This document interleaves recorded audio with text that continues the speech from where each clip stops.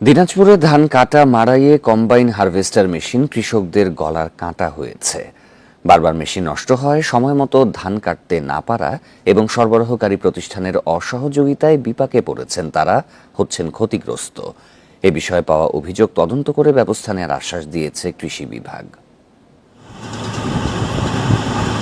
প্রতি বছরই শ্রমিক সংকটে ধান কাটা মাড়াই নিয়ে দুর্ভোগে পড়েন দিনাজপুরের কৃষক। এই সংকট দূর করতে এবং সময় ও খরচ বাঁচাতে ভর্তুকি দিয়ে কৃষককে কম্বাইন্ড হারভেস্টার দেয় কৃষি বিভাগ। শুরুতে সুবিধা পেলেও যন্ত্রটি নিয়ে বিপাকে পড়েছেন কৃষক।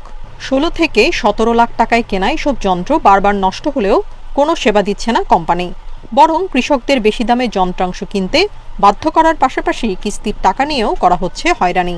কোনো পাঁচপাতি পাওয়া যায় না, আর যদি পাওয়া যায় যেটার দাম হলে 400 টাকা, দাম হচ্ছে 5,000। একটা খারাপ হয় একটা ভালো করে, একটা খারাপ হয়, এইভাবে মানে আজও চলতেছে গাড়িটা। কিন্তু এভাবে এটা চলে কেউ লাভবান হতে পারবে না। এই গাড়ি দুইটা গাড়ি আমাদের উঠাই নিয়ে গেল, কিস্তি দিতে পারিনি। কিস্তিতে তো নেওয়া ছিল, আমাদের গাড়ির টাকা দিতে পারিনি। কৃষকদের এসব অভিযোগ অস্বীকার করেছে হারভেস্টার মেশিন সরবরাহকারী প্রতিষ্ঠান। দেখাচ্ছেন নানা অজুহাত। পার্টস নিয়ে আসতে হয়তো সময় লাগে, কাস্টমারের প্রয়োজন এখন, এটা আসতেছে 2 দিন পরে বা 3 দিন পরে। এই জন্য কিছু কারণে আমাদের সার্ভিসটা লেন্জি হয় আর কি।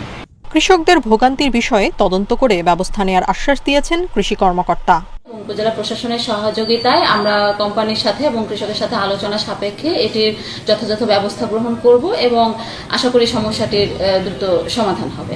গত 4 বছরে জেলায় 500 কম্বাইন্ডার হারভেস্টার কিনেছেন কৃষকরা, যার মধ্যে শতাধিকই পড়ে আছে বিকল হয়ে। Independent news.